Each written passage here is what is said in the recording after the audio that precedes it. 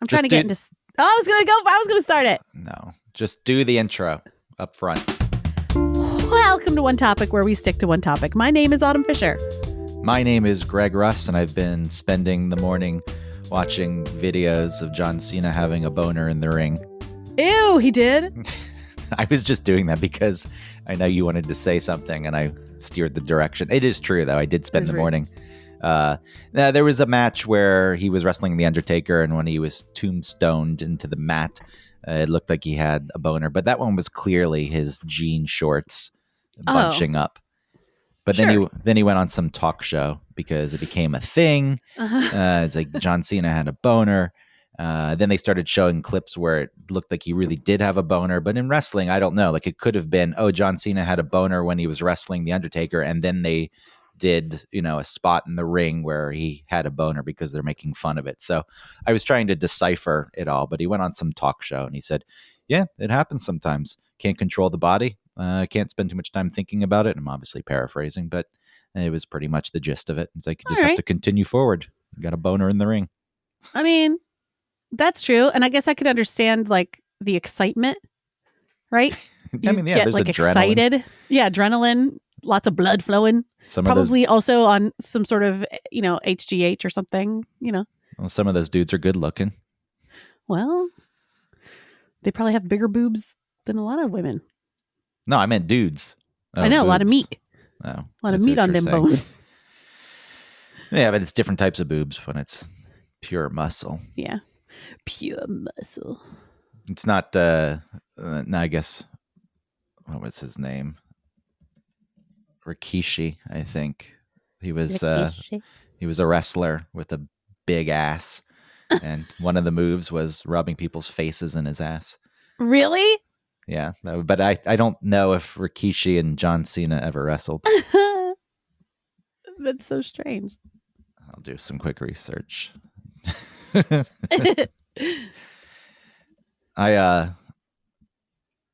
Yes, John Cena wrestled Rikishi when he was a rookie.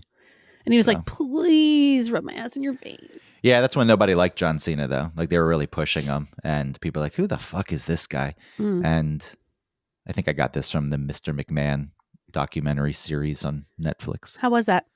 I liked it, but I was a fan of wrestling. I haven't watched in a long time, but the Monday Night Wars was my time. Okay. And John Cena was a bit after that. But one of the points they make is, like, you really just... Sure, The Undertaker wasn't being himself when he was being The Undertaker, but eventually he found a way to incorporate who he actually is as a person into the character. And that shit goes a long way. It's like, people can tell if you're being yourself or not. And John Cena said the same thing. He's like, I wasn't really being myself, but then one day I was on the bus with the guys and I started rapping, and Stephanie McMahon heard it. And she said, you should do that in the ring. And my thought was, oh my God, don't do that in the ring. That sounds so embarrassing. But for whatever reason, people took to it. And they loved it. And people do like authenticity, especially when it is real. And sometimes you can't give that until you find your voice, Yeah. It takes time.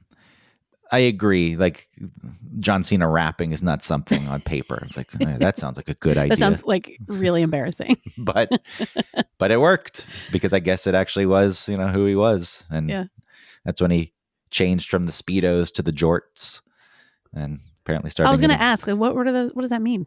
Why was he wearing jean shorts? I guess that's his thing. That became his thing. Okay.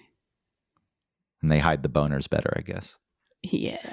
I needed some stiff down there to hide this stiff. I just like the thought of the tombstone pile driver, where if he did have an erection, it was close to the Undertaker's face because of the way that move works, where you flip the person. So their head is in between your knees and you're holding them like straight up. So their crotch is kind of in your face. so maybe it's like a standing 69 is what it is. Right. Yeah. And they like land on their butts and then on the top of their heads, that thing. Undertaker drops to his knees. Oh, okay. And the idea is you drive the person's head into the mat, but the knees actually hit and the head doesn't. But you can botch the spot, and there have been instances where people get hurt, and there have been instances where people pretend to get hurt, like Hulk Hogan. Because they carry him out in a stretcher? No, not even that. Like, it wasn't planned. But there was early on when The Undertaker was going to beat Hogan for the championship. Hogan, with his fucking ego, wasn't happy about it. Oh. And they talked about doing the tombstone pile driver, and Undertaker said, I got you. I'm going to take care of you. And he did the move, and Hogan pretended to have a neck injury. He's like, oh, you got me, brother. Like, this is, anyone who follows wrestling knows this story. Okay. And Hogan's like, oh, you got me, brother, and pretended to be hurt and went to Vince McMahon's office. And Undertaker is young and worried he's going to be fired because he hurt the biggest name in the business. And they eventually watched back, and like Hogan's head didn't even fucking come close to hitting the mat. Yeah. Hogan's oh man, I want to see that video. Hogan's a fucking baby. He rarely would let people get clean wins. Like, quite often he's like, yeah, that person can beat me, but there has to be interference. Like, I can't just be beaten on merit alone. Right, Somebody has to come in. Right. And so like the person who beats me cheated. Fucking, and there are times he gave people clean wins, but that guy, I get that he was a big name in wrestling and helped bring it to the mainstream and was important in the history, but fuck, it went to his head. And in the long run, probably many instances of him delivering a worse product because he couldn't get past his own fucking legend. People are like that. Especially men. I feel like men sort of get weirdly, it's like they start getting some semblance of power, and then it increases their testosterone, and then they just get poisoned by the testosterone. I would be interested to see some studies on that to see if it boosts. I agree with you. It does boost when you're in charge and you have like responsibilities over people. There is a boost in testosterone. Well, this is why wrestling has always fascinated me as a business, because it is tied to championships and performance and anything that any real athletics would lend to performance alone. It's like, you are the best, but because it's scripted, it creates all these weird dynamics. And there are power plays and people like Hogan and a bunch of egos, but you have to work around it because it's scripted. And I don't really know of any other industry that offers up those insane dynamics. I understand. Like, it made me think of It's Always Sunny, that Dee is always sort of the butt, not always, every time, but she's frequently the butt of jokes, and that she doesn't get treated like that offset, right? Because you can't, because then those things, then it turns real, you know? So when you're wrestling and you're always the bad guy, or you're the one, like, maybe you're really big and on top, and then you need to let somebody else win, right? Like, that's a big blow, because you're like, no, I can't, because I'm the projected person of me is the one who wins. Yeah, but it's supposed to be an honor thing. It's like, okay, I'm putting someone else over now. I'm pushing someone else into the spotlight. Yeah, you would hope that would be the thought. But it's like, oh, but if I do that, then I'm giving up, and I have more money to make, and so I can't let that be the case. Yeah, I mean, you're still going to be around, though. That's the thing. I hear what you're right. This is what happens, but yeah. I'm not defending it. I'm just the idea is, if you make a good product and you need good storylines, you can't have the same fucking champion, and you need to create new stars. And if the business is doing well, you're going to do well. And if you're already a top person, you're going to be around. But someone like Hogan, they gave him creative control at some point, so he could just veto things, which led to the worst fucking finish ever to a match in Starrcade 97 after a long build-up with Sting, the NWO, and Sting, and they did a wonderful job building up this storyline. And like I said, it went on for like a year, more than a year. So by the time the match came about, everyone's really fucking excited. And Hogan decided that Sting showed up. He wasn't tan enough and he wasn't in shape enough. So there's no way that guy could beat Hogan. So he made it this interference, and then the whole thing became botched and weird. And it's like, well, you just fucking ruined all of that. A year's worth of work. You idiot.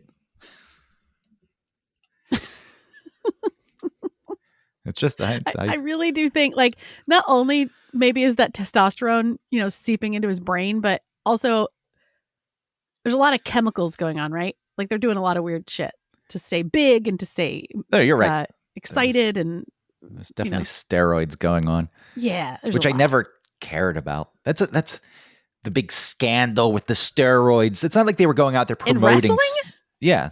Oh, who cares? It's just the way they have to look a certain way. Exactly. I know it's illegal to It's use. not like track or something. But they also weren't promoting. They weren't going to the ring. Shoot up, kids. You should start taking steroids too. Oh, I see. They weren't doing that. So I don't, but the argument is, the kids, though. You have to Well, think they about look the at it kids. and they're like, I want a body like that. Sure. But at the end of the day, it's entertainment. It's like Stallone doing steroids to look good in movies. I don't fucking care. Who gives a shit? Yeah. You're right about actors, though. I guess that industry. I mean, egos come into play in any industry. I deal with it just trying get work now. Like there's problems that need to be solved. And it's like, that's an easy fix. It's like, well, it's not so easy because if you do that, it's going to encroach on this person's territory and it's going to make this person feel this way. Like, this is fucking stupid. This is dumb. But in acting, I mean, what was it? It's like Seinfeld. There was the Chinese restaurant episode that didn't have Kramer in it and he threw a fucking fit. And then really? And then there was an episode that didn't have George in it. I think it was the pen. I think Jerry's. Oh, where you got the pen, the NASA pen? Yeah, and I think he's in Florida. So there was no George. Cadillac. Yeah, and Jason Alexander threatened to quit. What? No. Yeah. Ew, that is so lame. If you ever do another episode where I'm not involved, I'm going to quit. And it's like, well, okay, fine. God, men are such babies, dude. I think women probably act the same way to an extent. I feel like not as many. You think Monica is always happy on Friends with her storylines? Maybe Phoebe's a good example. I'm always the butt of the joke. I'm just the stupid ditz. I want something. I don't know. They all worked together really well and made sure they all made money. And guess how many women were on that show? More women. It was 3 and 3. Shit. You're right. No. Oh, yeah. I forgot about Ross. You're right in that. What does it matter? We're all making a lot of fucking money. Yeah. I mean, look, it pops up on the radio show. The Christmas special where for the first segment, Tim didn't speak and he threatened to go home. Weird. He threatened in front of a live audience. He didn't say it to them, but off to the side to me. It's like, why am I even here? I'm going to go home. I was like, it's been one segment, man. Little babies. Little baby boys. At the end of the day, if the show is good and you're a part of the show, people are just going to say, I enjoyed that show, and the people on that show are good. They're not thinking, oh, Tim didn't speak for the first 20 minutes. What the fuck's up? Mm-hmm. I mean, I get annoyed when I don't get brought onto the show. Oh, that's a great point. So what are you talking about? No, but that's more so because it's like, hey, you scheduled me. Fucking honor that's that. Different. Yeah. If I were on the show every day, like even once I'm introduced on the show, then if I'm not speaking, I don't care as much. It's like, all right, you're going to go on your tangents. Yeah. Sure. I get annoyed at the long impression things that pop up during my segment that eat into my time. When you two decide it's time to improvise. Listen, sometimes, there's a call for it and you have to answer that call and it doesn't matter what's going on. That's why I steer away from the stories that offer the opportunity to do voices. You shouldn't. You should be pushing us up. You know what they're good at is this. Let's let them have some, All right, so there you go. There's some weird egos. All right, you're the same thing. There's some weird ego. I didn't think about it through those terms. Yeah. Wow. Yeah, you have to admit that there's sometimes you guys don't know how to get out of it. It's like, all right, this was good, but now it's going on. Well, because Eric pushes it. He keeps going. It's been going on for too long. We don't mind stopping. And also there are times when it's like, that there's more and you have to get to it. Like you dig and dig. I'd like to hear you at some point when you feel like you got to a good end point and Eric pushes for more and you say, no, that's the good out. Lights out. Scene. I'm not doing anymore. No, because I do like to play. So it's like, all right, we'll keep going. So at that point, it's on him. Oh, the one time you want him to actually steer the show.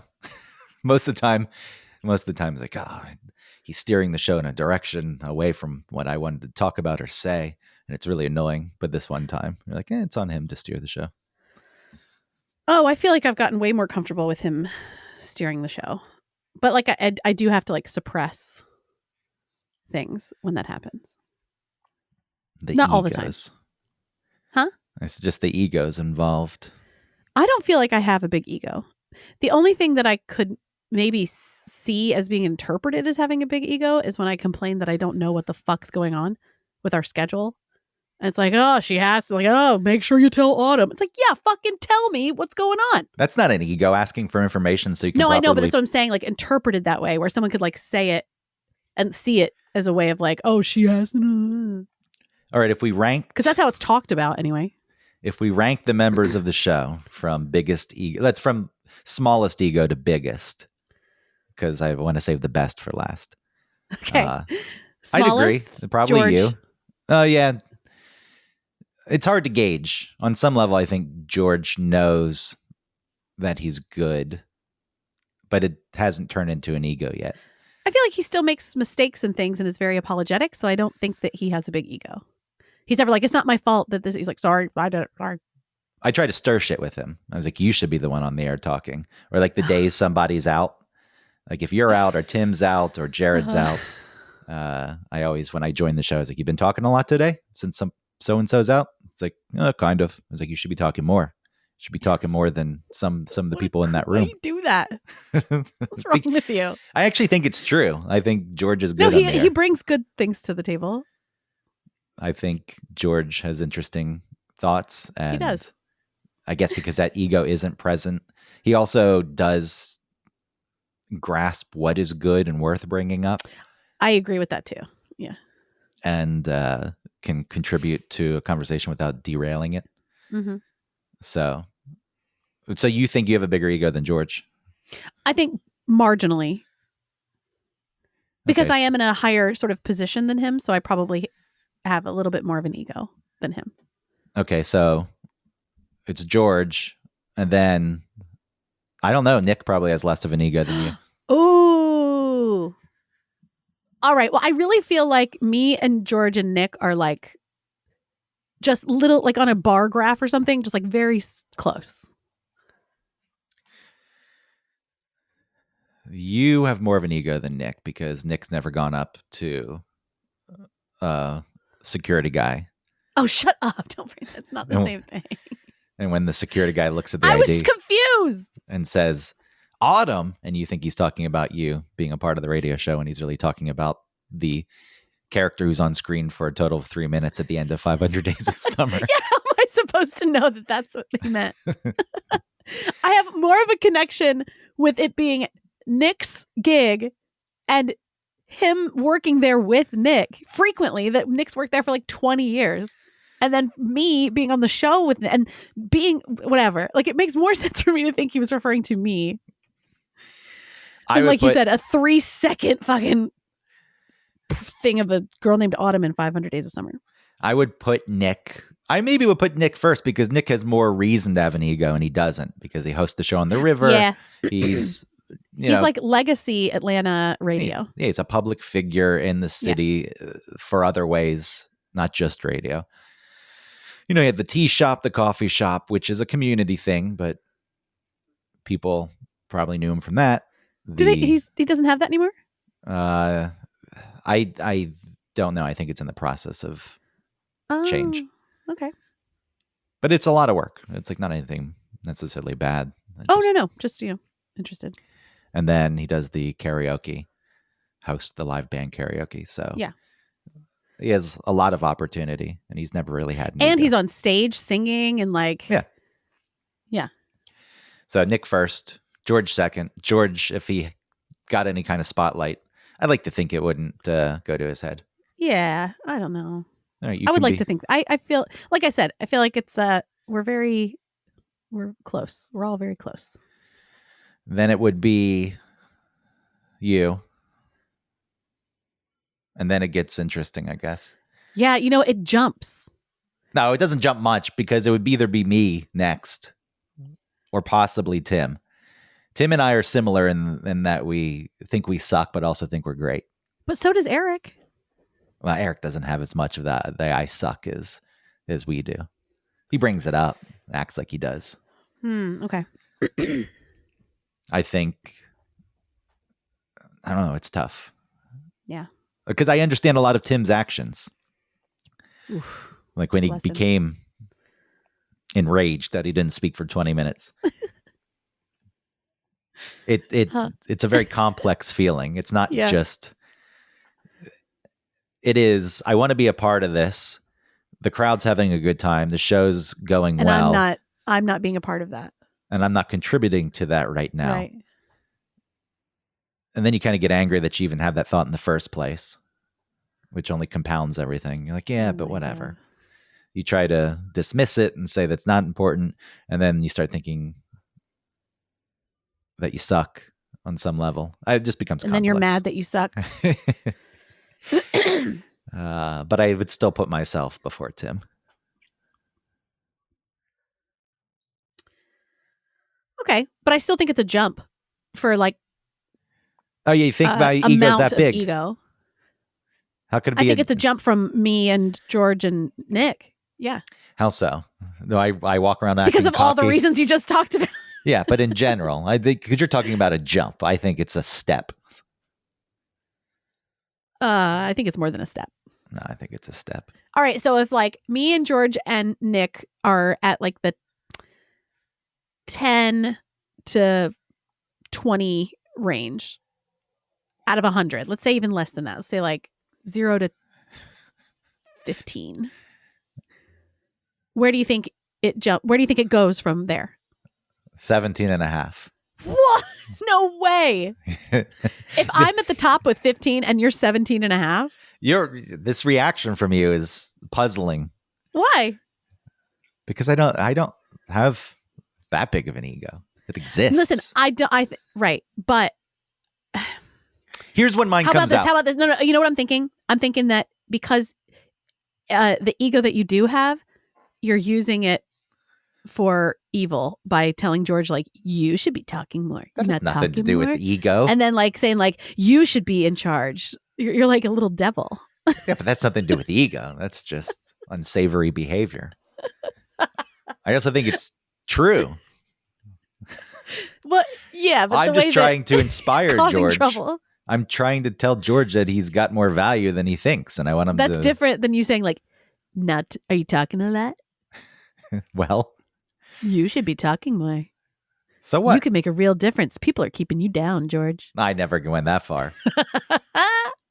It's implied. It's implied. I mean, there are people who will keep other people down. Yeah. But I don't necessarily think it exists on the show. But that again, that's not ego. I think when my ego comes out is when I'm surrounded by other people who have egos, and their egos are fucking stealing the spotlight and just eating up all the air. And that's when mine goes into the confident side. And I think, shut the fuck up. You're not even that fucking good. I'm better than you. I have more to offer to this conversation than you. I can write better than you. So shut up. Because if I'm not acting like this, you certainly have zero reason to be acting like you are. See, to me, I mean, I might have those thoughts, but I feel like, oh well, like I can prove myself quietly without like getting worked up over it. When I hang with people like the Nicks and Georges of the world, my ego I don't think comes out. It's just when it's I agree. Just when it's faced with other people's giant fucking egos. So I would put myself fourth. Okay. And then Tim fifth. You're definitely not. If I'm 15, you're not 17 and a half. Should we get into? I think it goes to like 25. Okay. If we're on a scale to 100, I'll give you the 25. Okay. Should we get to the, should it just be the main people on the show, or should we do people like Joe and Wes? No. We should be the main people. Oh my fucking God, Wes Moss. Ugh. All right. Well, then who does that leave? That leaves Jared and Eric. And I think Jared's ego is growing exponentially quickly, but he's still second and Eric's still number one. Yeah. But Eric's is out of protection. I guess all ego might be out of protection. Like safety, right? Like I have to build myself up because no one else will. So I have to pump that up. But ultimately I know it's not real. And so the ego is very fragile. And that's why it has to be so big. It's like a supernova. It's huge, but it's also kind of like not as hot as the dense neutron. Yeah, I think they're different types. Yeah, there's different types. But all of it feels like as a response, right, to I have to do like a coping. Yeah, of some sort. Either you're looking for validation, you're trying to set yourself apart from other people. And it's all closely tied, I guess. It's hard for me to understand. I know that there's overcompensation, but once you do achieve some level of success, and if your goal was to prove something and you have proved it, why doesn't it go away? Why does it only grow? Yeah. Because you're not really, that's not the thing that needs to be fed. The thing that you need to feed is your confidence, not your ego. And what you end up doing is in pursuit of your ego, then it's not really for yourself, it's for your ego. And your ego can't satisfy you. I want to kill the ego. Yes. Oh my God. Ego death. That's like a real thing. I've tried. I've worked at it. I think because early on in my life, in my radio life, it probably existed in other ways, but I realized it was growing. There was this entitlement and this childishness, like when the Buzz launched, and they gave everyone air shifts, and they didn't just give me an air shift. And again, I don't think things should just be handed to me, but when they're just handed to other people around me, right, that you feel are less talented than you, who also haven't, who haven't proven themselves. It's like we're all on the same level. We've proven nothing, but you've selected them. Why did you select them and not me? Yeah, that would hurt. Right? That's hurtful. Yeah, again, for anyone listening, 96.7 The Buzz was some station owned by Clear Channel when there were a bunch of, young people working in promotions and interning at 96 Rock, a bigger rock station in Atlanta. And that was also owned by Clear Channel. And their idea was, we'll launch this smaller alternative rock station, which will take some of the ratings away from 99X, which was the big alternative rock station. And then that'll make 96 Rock look better and blah, blah, blah. But we don't want to spend any money on it. So let's just make up this lie about the station. How there was this dude named Roach and his uncle bought him a radio station and we broadcast out of his garage. It's kind of cool for the time. Like, it's all right. I think it's okay, except for when you go to the website and you look at the bottom and it says Clear Channel. It's like, okay. It's like, if you want to create the illusion, go for it. But when you tell, I guess it's like professional wrestling at that point. Do people care as long as it's entertaining? If the radio station really is owned by Roach because his uncle bought it for him, maybe they don't care. And most people probably don't. Why did they give it to him? Was it just because he has like a stonery personality? Yeah, well, those are the questions that are being asked in my brain. And I liked Ben. I was good friends with Ben. Sure. But as far as like talent and ability, I'm not sure. And so when they just hand out the air shifts to everyone else, I get pretty annoyed by that. And then, I put together an air check. I get the overnight shift, and then they eventually took Day off the air and gave me the night shift, or they switched us. They put him in the overnights. And that didn't feel good. On some level, it did. I was like, haha, I proved myself. But also at the expense of the nicest person on the station. Sure. Yeah. Who now has to go do overnights because... Yeah, it was all aired. It was all, voice tracked anyway. I know. But you still want to be on at a better shift. Oh, yeah. I was like something to 6 a.m. or something. Like midnight to 6. On weekends? I think so, yeah. And then doing that, like with the 99... After Paul Oakenfold or something. Oh, yeah. Paul Oakenfold presents. Is that what it was? Oakenfold? Somebody out there. Sounds really weird now. Somebody's screaming at you, how dare you? He's the master at EDM. Yeah. Is that what he was? That's what he was, right? It's something. DJ. Paul Oakenfold. I just looked him up. English record producer, remixer, and trance DJ. Trans. Yeah, there was like an hour or 2 hours of him. Yeah. Whatever. Okay, anyway. And then when I was trying to get to 99X, like I remember just feeling... I don't remember what happened because I ended up getting the night shift there, obviously, but there was a point where I think it wasn't I was unsure, or something seemed like something was going to happen, and I fucking like got so angry, and in my brain is like, you're fucking idiots, you're all stupid, I should be the one, I should be hired immediately. And at some point I'm thinking, it's like, what is this? And so I understand that. I hear people on Sirius XM and how much they suck, and I'm like, man, I could do that so much better. Yeah, but they're probably doing it for free. Do you think so?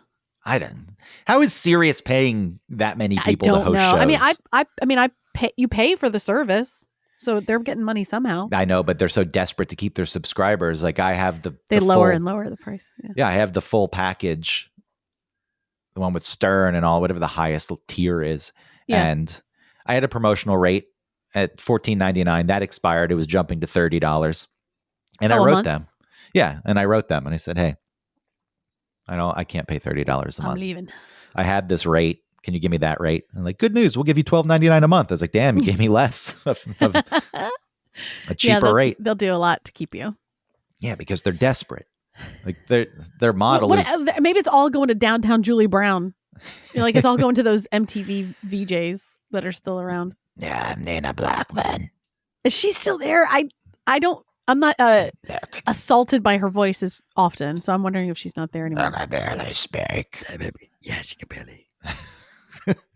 I mean, a lot goes to Stern. Right. They have these offices in Midtown Manhattan. They employ a shitload of people. They bought Stitcher, which was a podcast company. Mm-hmm. They rolled that in. Like, they've been spending money, but it's fucking satellites in space that you have to launch and maintain when internet is a thing. It's like, that was fucking short-sighted. Like, I know that the technology to get it in cars and Wi-Fi probably wasn't close to where it needed to be. I don't even know what year Sirius launched. I know that satellite at the time probably seemed like, yeah, look, this is how we can reach, nationwide, mm-hmm. worldwide, whatever the fuck. But now you could just fucking stream the same shit in your car and you don't need satellites. It's like, you guys ditch the satellites then. Just go fully to streaming. I don't understand their model. But doesn't that still have to do with satellites? No, it just has to do with like Wi-Fi networks. You have to have the Wi-Fi in your car. Oh, right. Okay. Yeah. Like you can you can always hook up your phone, I guess, but a lot of cars are now connected to the internet. Mine isn't. I don't think mine is either, but do you have backup cameras? I have a backup camera. For some reason, I don't have a backup camera, and for some reason I really like that. It feels like a point of pride. And I know that about myself. Is that ego? Yeah, I don't know. It's you thinking I have this skill and I don't need this extra help. Yeah. So sure, you think you're better than the backup camera. I feel like I'm better than the people with the backup camera because I don't need it. It is helpful when you parallel park. Like, I still look over my shoulder, but for those last... I never have done the look over the shoulder backing up. I never do it. I only use my mirrors. I don't understand why you have to... I feel like it makes it harder to like put your head back and then steer the opposite, like the wrong direction even more. Like, no, you don't get a full range. Like, if you're backing out of a driveway, you can back down the driveway using just your mirrors. But once you get to the road, you need to look around before you back out. The mirrors aren't going to show you. No, they're not going to show you if a car's coming down the road. Well, I can look left and right, but behind me, I don't need to see. I see behind me. You're still looking kind of behind. I don't know. There are blind spots. That's why you change lanes. I have those little bubble mirrors on the corners. Whatever excuse, sure. I'm better than you.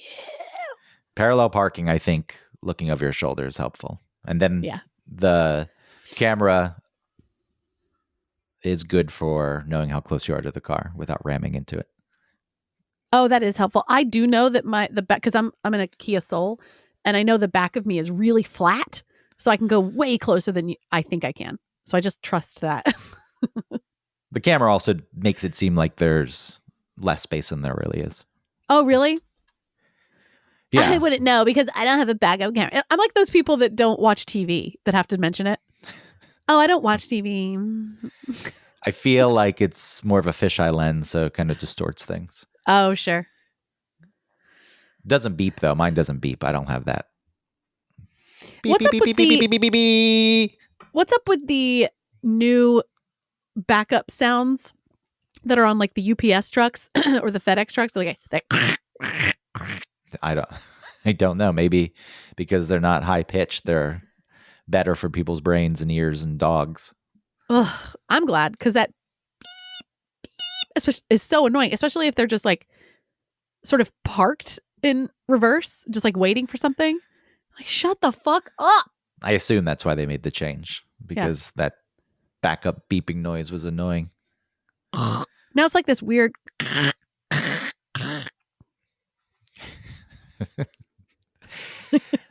With driving, I guess having a manual, the fact that I insist on having a manual, even though it isn't necessarily practical anymore and automatic transmissions are better. There was always you could always fall back on, well, I can be more efficient driving a manual. And it's like, well, automatic transitions have beaten manuals now. Sure. And especially when you're sitting in traffic. It's like, why would you want a manual? But I still enjoy it. And there is some level of, I know how to drive this and most people don't. Fuck you. No, that's cool. Better than you. Mm-hmm. I like that. Even if it's not practical and more of a pain. I don't know how to drive a manual.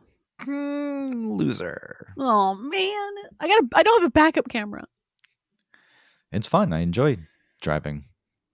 I remember when Eric would, because he had a manual transmission, and he would always talk about like, I don't understand, like it doesn't feel like you're driving. I was like, what? I always thought that was dumb. And now he has like a regular. Yeah. Like, all right. There are people who say that I'm one with the car. I have to pay a little more attention. I'm one with the car.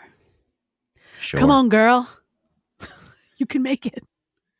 My hood doesn't open now. The wire that attaches to the hood has no tension on it. And I went to get an oil change. Like, we can't get your hood open because it's a fucking Volkswagen. Most cars, it's easy to get up into the engine from beneath and find the cable and pull it. This is like, yeah, you got to take off the wheel and the wheel well lining, and then you have to remove the headlight bulb, and then you can kind of get to it. What do you mean? Like the mechanism that clicks it open in the front? That like pops it before you go to the latch. Like it just you're talking about the one that's like by your feet. Yeah, the one you pull in the car. And I went to get an oil change. Like, we can't open this. And I think they're the ones who broke it. I was in Maine. The truth is, it was really fucking cold. The piece that broke is fucking plastic because that makes perfect sense to have. The way it's set up is there's a cable to the latch that you pull in, like the handle, the release handle inside the car that you pull has a cable that goes to a junction box that pulls on that, then pulls another cable to unlock, to pop the hood. And that junction box is made of plastic. It's like, yeah, something has a lot of stress on it. Brilliant. Fucking plastic. So I think over the years, and because it was really fucking cold, if I had been the one to pull it at that moment, it probably would have broken, but they were the ones to pull it. And they're like, oh.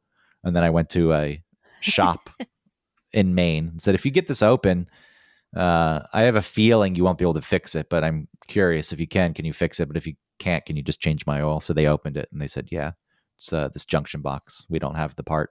You're going to be around a while. I said no. And then I bought the tools needed to do it myself. Oh, nice. I love stuff like that. Like, I'll do it myself. Well, we'll see if I can do it myself. I think I can. Oh, you haven't done it yet. I want to change my own oil. I know it's like a pain, right? The biggest pain is disposing of the oil. Like, the rest of it's pretty easy. You have to jack up the car. It depends on the car, I guess. I need like a Lazy Susan or whatever that's called. The last time I did it. What's it called? That skateboard that's wide? I know what you're talking about, but doesn't it have a name? It probably has a name. All right, sorry, go ahead. I've never used one. Oh, you just like shimmy under the car? Yeah. You don't have a garage. I know, I'd have to do it in my parking lot, and it's freezing outside, so I probably won't. But. Well, you should do it when it's warm, but you also want to be careful because if you don't jack up the car properly, you don't want it fucking falling on you and killing you. Well, if I'm not jacking it up at all, right? You have to. Oh, you do? Yeah, because the oil drain valve and the oil filter are underneath. Yeah, but why can't you just shimmy underneath? I don't think there's enough clearance. I think you have to get the car up. Oh, okay. You could try, but I doubt you can fit under your car without jacking it up. I'm so small. But I'm so small. So cute and small. I used to change my oil, but that's when I just left the old oil in my parents' garage. No, What'd they do with it? I don't know. I have no clue. They're like, God damn it, Greg. There was like a bin of oil, but my dad had like old oil in there. It's like, all right, whatever. And it would sit there. And at some point, I guess he disposed of it properly. I don't think he would just pour it out somewhere. He put it down the drain. Yeah. And is in the kitchen. He put the disposal on. So it was probably fine. Got to get rid of this. Yeah, what do you do with it? I think you have to take it to, I don't know ultimately how they dispose of oil. You would just take it to a body shop and then they probably charge you to take it from you. Motor oil. Hey, you're supposed to be the trivia master. That should be a trivia question. What do they do with old motor oil? Oh, an auto parts store that accepts used oil. Yeah, but what do they do after AutoZone. that? I know that part. I know you can just take it to people, but how do they get rid of it? Yeah. I don't know. Many auto parts stores do not just chuck it in the trash. No, of course they don't. In the U.S., you can bring it to auto parts, recycled, local government. No one's saying what happens after that. And I made the mistake of looking up oil, so I'm getting cooking oil. Don't pour it down your drain. Yeah, no shit.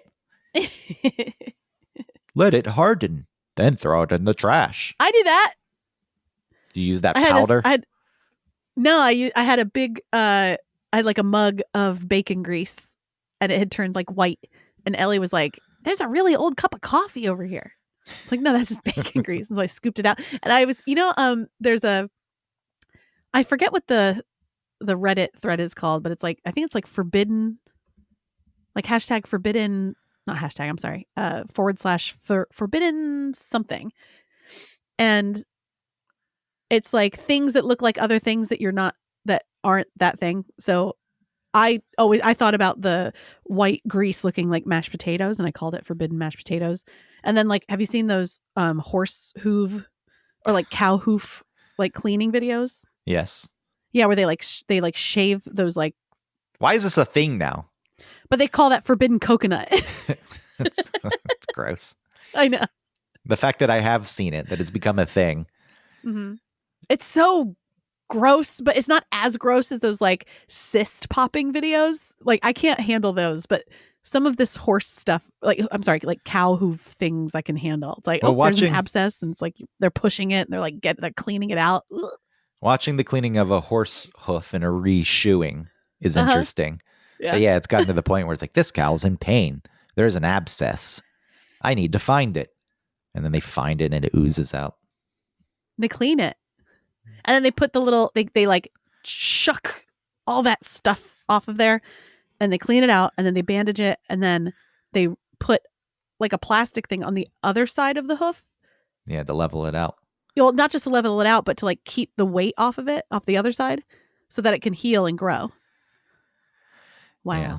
I fixed the cow's hoof so I can then slaughter it in 3 months. The horse? I said the cow. Oh, sorry. I think I said the cow. Pretty sure I said the cow. You could have. I've been confusing horse and cow this whole. That's what I think of with the cow ones. Not saying the cow should live in pain in its hoof, but it is always somewhat interesting when I think, oh, you're fixing up this cow so you can kill it in a few months and sell its meat. I wonder though if those cows are dairy cows. Maybe they are. Yeah. Are they spotted? The hooves? No, the cow. Oh, I don't know. You never see the cow. They should show so you know if it's a dairy cow or not. Spotted cows are dairy cows? I thought those stereotypical white and black. Oh, no, they can be brown and like golden. There's different kinds. No, those are meat cows. Meat cows. The golden cow. I like buffalo milk. Golden dairy cow. Golden. You think their egos amongst those people? Probably. I'm the best hoof cleaner. I guess in anything you do, there's. Yeah. I clean a hoof better like than the you. rock star of hoof cleaners. Yeah, you get the guy who's been producing for the hoof cleaner, setting up for him for years. Yeah. And at some point, that guy's like, "Fuck you, I'm better." Like when you were on vacation, I cleaned the hooves, Yeah. and I've proved myself, and it's owed to me. So now, fuck you. Your time's over, old man hoof cleaner. I'm stepping in to clean the hooves. Then the other one says, "You got me, brother." Or you have to leave and go to a different dairy farm because you're never going to get the respect you deserve at that dairy farm. Yeah, you get sort of like shunned. You came There's in a as new horse hoof cleaner in town. Yeah, you came in as the guy who sets up for the hoof cleaner. That's all you'll ever be. You're the best at that. The best we've got. This is like Jared's story. He wandered in one day and thought, I can do this. I'm glad you put it together. There you go. That was when I knew I needed to leave Clear Channel 96 Rock and the Buzz, when we were doing all the on-air stuff, and then there was a staff meeting and they referred to me as the best board op they had. I was like, well, you clearly... Oh, when you were on air and kicking ass? Yeah. I mean, as much as you could kick ass on the Buzz, it wasn't a huge station, but yeah, I thought, okay. I mean, when you go in as an intern, it's hard to get out of that. Like, you're seen as an intern, even if you get a job. So I was able to at least break out from intern to board op, which I did prefer over promotions. Fuck going out in the public and driving those giant trucks. I know, I liked that. I liked sitting in the studio pressing buttons. But yeah, when you're working towards something and another person only sees you as the one thing that you started as, like, all right, fuck you, off. Leaving. Yeah. But most people are too fucking scared. Again, that person has an ego. They saw that you were doing well. And they were like, I can't show him that he's doing well. I got to keep him down. So I'm going to refer to him as a board op. Yeah, I don't know if it went that far. I think people are just oblivious. There are people who hold other people down. Like there are people. I don't think they do it. Maybe some people don't do it consciously. I just don't see what a program director for 96 Rock gets out of saying you're not more than a board op. What do they fucking care? I'm not gunning for their job. Because they want to keep you down. Because they're threatened, maybe. No, I think in that instance, it's more, I just don't think about you. You're nothing to me. I have a lot of things going on. So. Yeah, maybe. That's not a good place to be in either when you're not being recognized. But it's like, all right, see ya. Well, that's how I feel about, the radio job. It's like they tell me all they want, how much they appreciate me and value me, but it doesn't really feel like that. No, not at all. At the end of the day, it's like, okay, great. Show me with money. Yeah. If Eric makes so much money and we don't. If they were going to pay me $1 million a year to be that board op, and that's what they wanted to refer to me as, I don't know. In early 20s, like, it still would have been, no, I want to do more than be a board op. But there also is a level of, sure, you're paying me a lot of money, so I don't care at this point. Yeah. Words of affirmation aren't really going to do it. Like, it's important. And there's the balance, right? If it was low pay and no movement, then no thanks. But if it's no movement but high pay, you're like, well, okay. It was no movement, no pay, no words of affirmation. There was nothing. So I have, relatively speaking, low pay, and words of affirmation. Yeah, see, it's not cutting it. Terrible schedule for when I have the kids. Yeah, it's a tough one because you're not. I know. You're working 20 hours a week. No, it's just a terrible time when I have the kids. I get them for 15 minutes after school. Sometimes less. It is. And then I get them, and then I run to make dinner. And we eat at like 7:30, and then it's 8:30 to 9:30 is going to bed. There's just no time. And it's not even a cool medium anymore. If it were the past, they could say, my mom's on the radio. It's so cool. And now, like, radio? What the fuck? Yeah, what's that? Why aren't you on YouTube, Mom? Why aren't you on TikTok? I'm on TikTok.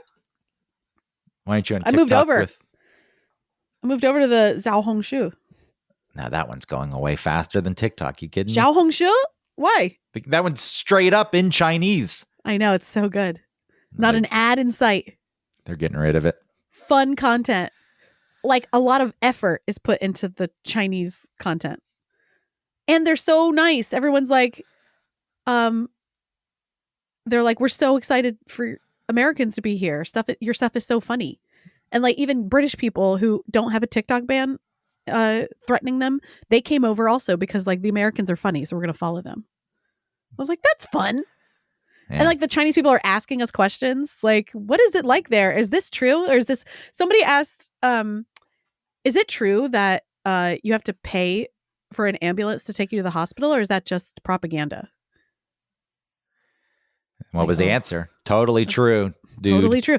But the fact that somebody would say like, that's too crazy, that's probably some weird propaganda against you. It's like, nope. It's real. Yeah, it's going to cost you hundreds of dollars. Yeah. Are you the only developed country that doesn't provide some form of universal health care? Yes. Yes, we are. No, we have, here's what people say. We have health care. They can't deny you health care even if you can't pay. Yeah, they don't deny you reactionary health care if you're dying, but they deny you preventative health care. So shut up. Mm-hmm.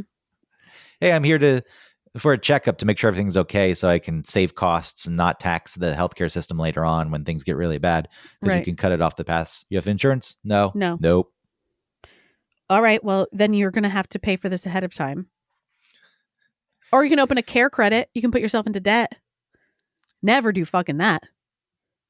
Never. Because then you owe a credit. Then you owe a company, and it's no longer medical debt. I don't think.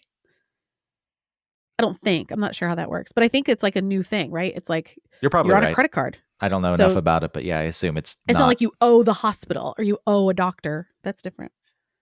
Yeah, it's like if you paid your hospital bill with your credit card, then it's not medical debt. Exactly. Yeah. So never do care credit.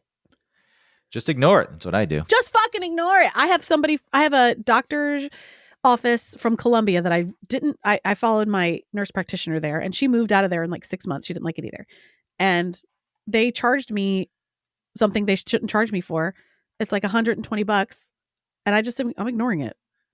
I know it's not much. I'm just ignoring it because I'm not paying it, and I'm not doing all the rigmarole of calling and explaining that it was a checkup and I shouldn't be charged for it just because I did these tests. That was part of the checkup. I'm not doing it.